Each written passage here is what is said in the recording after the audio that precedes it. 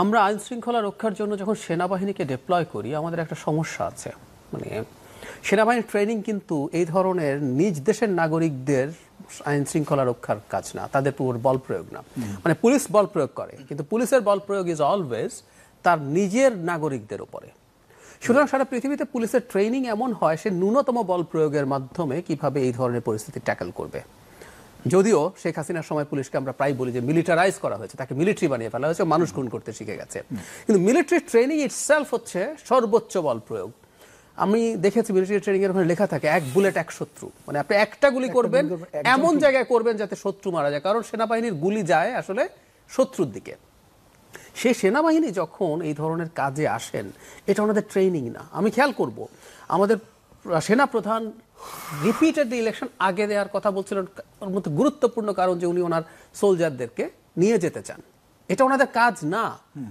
এই যে অপরাধীদের নেটওয়ার্ক কোথায় আছে, কেমন আছে, কিভাবে আমি এই ধরনের জিনিস ছত্রভঙ্গ করব, এই ট্রেনিং তাদের নাই।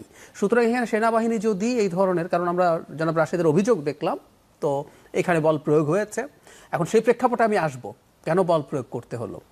সেই ক্ষেত্রে এই দলটারও কিছু দায় আছে বলে আমি মনে করি, খুবই অপ্রিয় কিন্তু আমি বলবো। কিন্তু জনাব নূর যেভাবে আহত হয়েছেন সব কিছুর পরও আমরা বলবো আসলে এই পরিমাণ আহত হওয়া আমরা কোনোভাবে অ্যাকসেপ্ট করতে পারি না, কোনোভাবেই না। পুলিশ হোক মিলিটারি হোক সবাই মিলে এতটা বল প্রয়োগ কোনোভাবেই হতে পারে না। মানে পুলিশ, আমরা মিলিটারি যদি সরিয়েও রাখি, পুলিশের হাতে বল প্রয়োগের অস্ত্র আছে, তার আইনি সীমার মধ্যে তাকে বল প্রয়োগ করতে হয়। তো কখনো কখনো বল প্রয়োগ করা প্রয়োজন হতে পারে, এটুকু আমরা মেনে নিয়ে বলছি। কিন্তু আমরা প্রায় বলি যে ডিসপ্রপোর্শনেট বল প্রয়োগ করা যাবে না, কোনোদিন না, কারো বিরুদ্ধে না। যতটুকু হয়েছে ন্যূনতম যাত্রার মাধ্যমে। সো আমি নিজেও মনে করি না এরকম কোনো পরিস্থিতি। এমনি বিভিন্ন গণমাধ্যমগুলোতে আমরা দেখছিলাম, বিশেষ করে সোশ্যাল মিডিয়াগুলোতে এগুলো নিয়ে কথা হচ্ছিল যে জনাব নুরুল হক নূর সহ আরো যারা ছিলেন সবাইকে বলেছিল যে আপনারা চলে যান। সেনাবাহিনীর পক্ষ থেকে বলা হচ্ছে, পুলিশের পক্ষ থেকে বলা হচ্ছিল, কিন্তু তারা যাচ্ছিলেন না এবং তারা যে ঘোষণা। আমি ওই জায়গায় আসছি এবার, এর পরের জায়গাটা। এই দলটার যে ভুল হয়েছে বলে আমি মনে করি, ধরুন তারা জাতীয় পার্টিকে নিষিদ্ধ করতে চান, এরকম আলাপ করছেন, জনাব জিএম কাদেরকে গ্রেফতার করতে হবে এই আলাপ করছেন। এবং খোকন ভাইও বললেন যে ট্রুলি শেখ হাসিনার এই যে অপশাসন, এই যে স্বৈরাচার, এটাকে দীর্ঘ সময় কন্টিনিউ করার জন্য শেষ পর্যন্ত 24 সালে সকল আমিন নির্বাচনে তারা পার্টিসিপেট করেছে এবং লেজিটিমেসি দিয়েছে। এখন জাতীয় পার্টির নিষিদ্ধতা তারা যদি চান, এটা একটা প্রসেস আছে। এটার প্রসেস হচ্ছে তারা এই যে স্বরাষ্ট্র মন্ত্রণালয় যদি ঘেরাও করে, ঘোরা করুন, পারলে প্রধান উপদেষ্টার কার্যালয় ঘেরাও করুন, এখন তো সবাই এগুলো করছে, এগুলো করে চাপ প্রয়োগ করুন। কিন্তু একটা পার্টির অফিস, এখন পর্যন্ত যে পার্টিটা নিষিদ্ধ না, তার দিকে যদি আপনি যান, সেটার ভেতরে ঢুকে পড়তে চান, আমাদের মনে নাই জাতীয় পার্টির অফিসে একবার আগুন দেওয়ার চেষ্টা হয়েছে, ভাঙচুর হয়েছে এই শেখ হাসিনা পালানোর অল্প কিছুদিনের মধ্যেই।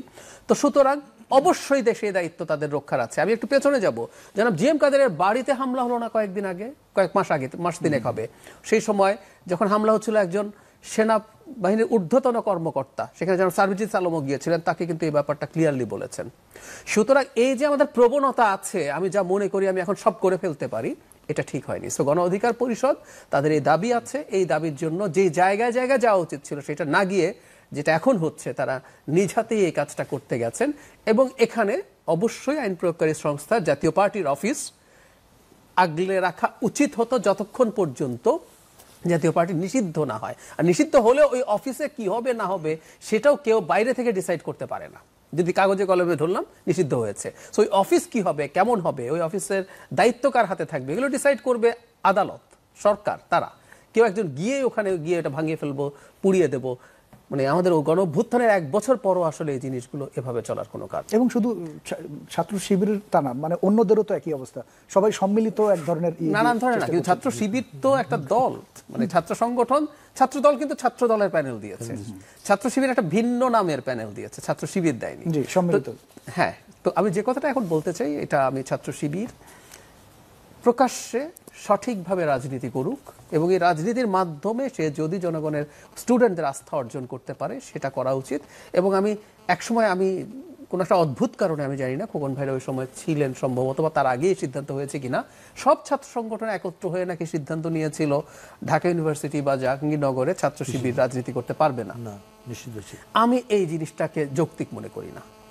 ছাত্র শিবির যদি নিষিদ্ধ ছাত্র সংগঠন না হয়ে থাকে, তারা নিষিদ্ধ ছাত্র সংগঠন না, তাহলে তাদের রাজনীতি করার অধিকার আছে। আমি কিন্তু তাদের রাজনীতির যে মোড আছে, যেইভাবে তারা রাজনীতি করে, আমি মনে করি এই রাজনীতি তাদের জন্য ভালো কিছু হবে না, কিন্তু তারা মনে করছেন ভালো হবে।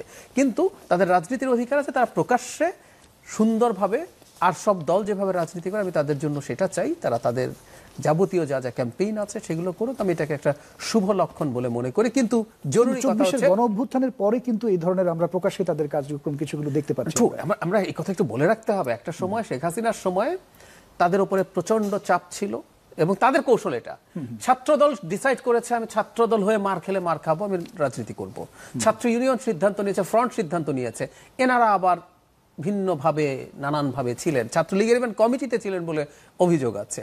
এর বাইরে তারা নানাভাবে তাদের সাথে মিলেমিশে এক্সিস্ট করতে চেয়েছে। কিন্তু আমি ব্যক্তিগতভাবে আবারও বলছি, যেহেতু তারা একসময় এই ধরনের ট্রেন্ডের মধ্যে ছিলেন, তাদের উচিত হবে না, তাদের উচিত একদম প্রকাশ্যে আসা, প্রকাশ্যে নিজেদেরকে প্রকাশিত করা, প্রকাশিত রাজনীতি করা, জনগণকে বেছে নেয়ার, ছাত্রদেরকে বেছে নেওয়ার, কানেক্টেড হওয়ার সুযোগ দেয়া।